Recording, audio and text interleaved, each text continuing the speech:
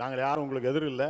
நல்ல உழையுங்கள். கடுமையாக உழைத்தால் தான் தொழில்துறையிலே முன்னேற்றத்தை கொண்டு வர முடியும். அப்படி உழைத்த காரணத்தால் தான் எங்களுடைய தலைவர் அவர்களும் தொழில்துறை அமைச்சர் அவர்களும் உழைத்து கடுமையாக முதலீட்டாளர்களை சந்தித்து அதன் மூலமாகத்தான் இந்த உயரத்தை நாங்கள் உச்சத்தை நாங்கள் எட்டி இருக்கின்றோம்.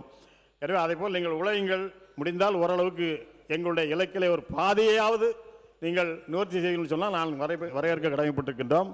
அதே போல் இங்கே பேசுகின்ற பொழுது அமைச்சர் நான் முடிச்சிட்டே தான் லாஸ்ட் அமைச்சர்கள் குறிப்பிட்டார்கள். முதலீட்டாளர்கள்லாம் பார்த்து கொண்டிருக்காங்க, தப்பாக நினைக்க மாட்டாங்களா, தவறாக சிந்திக்க மாட்டாங்களா, இப்படிலாம் பேசுகிறீங்கன்னு சொன்னாங்க. நேற்று நம்ம அன்பு முதலமைச்சர் அவர்கள் 110 விதியின் கீழே ஒன்று கொண்டு வந்தாங்க. பரந்தூர் விமான நிலைய திட்டத்தை இந்த அரசு ரத்து செய்து சொன்னாங்க. இதை பார்த்து முதலீட்டாளர்கள் தவறுலாம் நினைப்பாங்களா நினைக்க மாட்டாங்களா? தான் இன்னைக்கு முதலீட்டாளர்களை ஈர்க்கக்கூடியதுக்கு பரந்தூர் விமான நிலையம் தான் மிக முக்கியமான இது. நான் கிட்டத்தட்ட 2000 ஏக்கருக்கு மேல நாங்கள் எடுத்துட்டோம். மாண்புமிகு பொதுப்பணித்துறை அமைச்சர், மாண்புமிகு பொதுப்பணித்துறை அமைச்சர் சொல்லுங்க.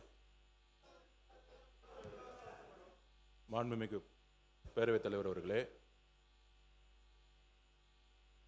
பரந்தூர் விமான நிலையமா இல்லை விவசாயிகள் கண்ணீரானா? எங்கள் தலைவர் விவசாயிகள் கண்ணீர் பக்கம் தான் நிற்பார்.